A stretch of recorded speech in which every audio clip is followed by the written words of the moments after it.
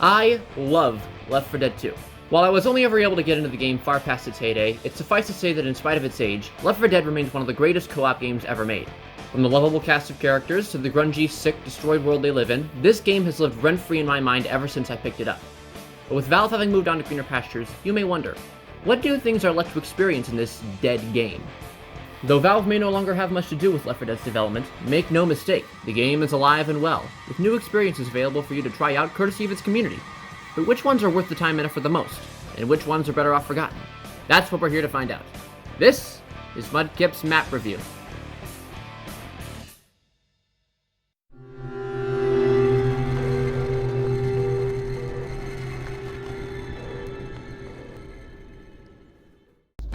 For our third episode, we'll be diving into a map far removed from what you've come to expect from Left 4 Dead.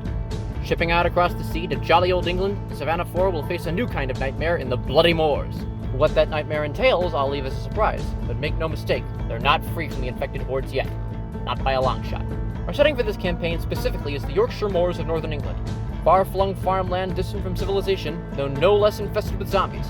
According to the workshop page, this entails traversing, quote, isolated old cottages and stables, a filthy canal and apartment building, an old cemetery and ruined church, a quarantined fishing village, and a long-buried eldritch horror.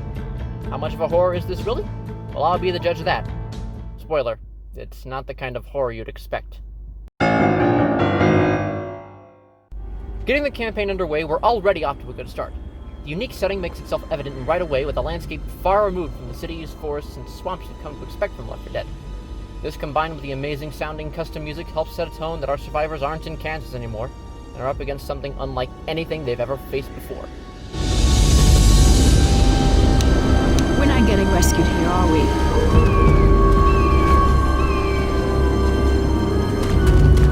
Anyone know where we are?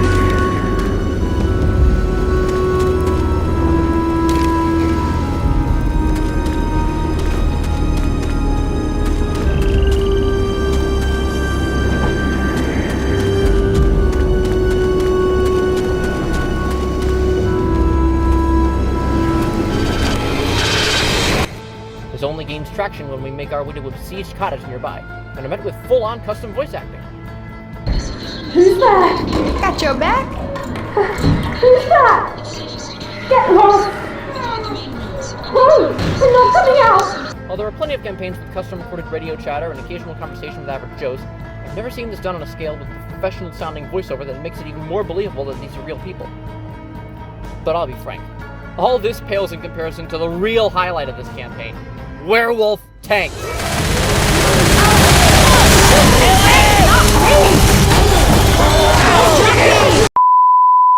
I've seen plenty of custom assets in these campaigns, but this is the kind of complete reskin you could only find as a mod. This all comes together to create a campaign that truly stands out from the crowd, forming its own identity that few other custom campaigns can aspire to reach. Now with such a striking identity, that surely means the rest of the campaign is just as extraordinary, right?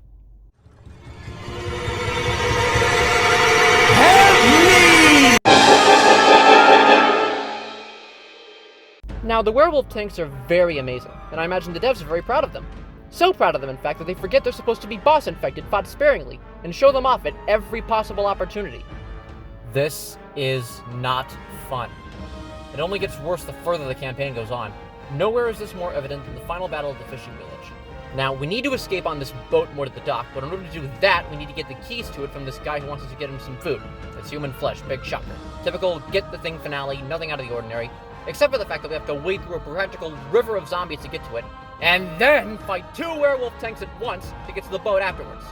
In all the times I've played this campaign, I've only been able to clear this part once, by complete accident, getting incapacitated on the boat while all my teammates died. This was on easy mode. There's nothing wrong with having a difficult campaign, but there's difficult, and then there's straight up unfair. The challenge of this campaign isn't fun, especially in the latter half of it, and it drags down the rest of the campaign as a result. As for the map itself, well, visually, it looks phenomenal, for the most part.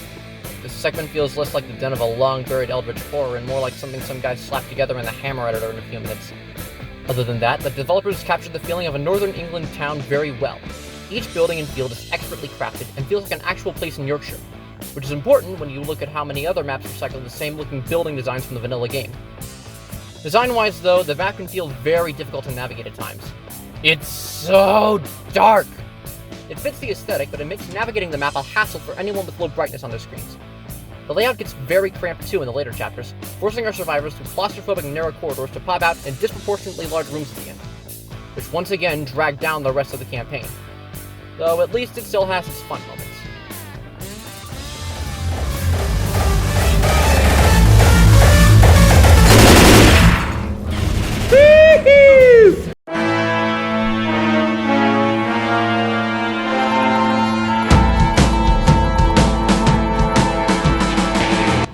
Bloody Moors sets out to create an experience that makes the player feel like they're trapped in a horror movie.